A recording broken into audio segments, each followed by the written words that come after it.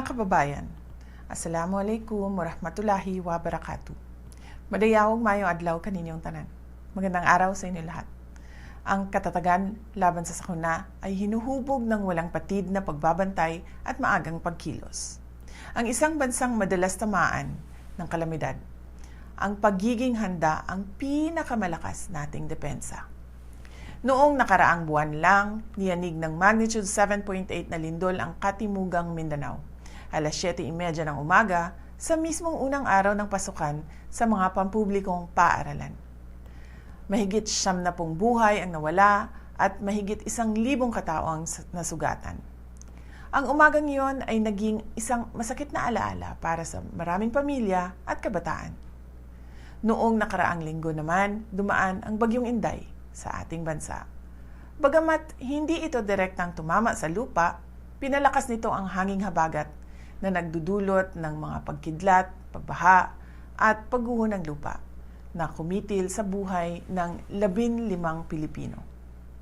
Sa paggunita natin sa National Disaster Resilience Month, hinahamon ko ang ating mga lokal na pamahalaan na maghigpit na ipatupad ang mga building code at safety standards.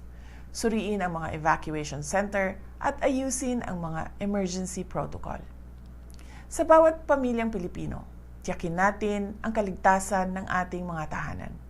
Laging subaybayan ang mga emergency alerts, maghanda ng survival kit, alamin ang mga ruta ng paglikas, at makilahok sa mga emergency drills. Ligtas lang ang isang komunidad kung ligtas ang pinakamahinang pamilya nito. Hindi natin mapipigilan ang paglindol o ang paglakas ng mga bagyo. Ngunit nasa kamay natin ang pagpapatibay ng ating infrastruktura at komunidad. Let us refuse to let tragedy be our only teacher. Readiness must live in every barangay, every school, every business, and every household. May we all have a meaningful and action-oriented observance of National Disaster Resilience Month. Mga kababayan, mahalin natin ang Pilipinas. Ibalik natin ang tapang at malasakit. Ang lahat ng ating ginagawa ay para sa Diyos, sa bayan, at sa bawat pamilyang Pilipino. Syukran.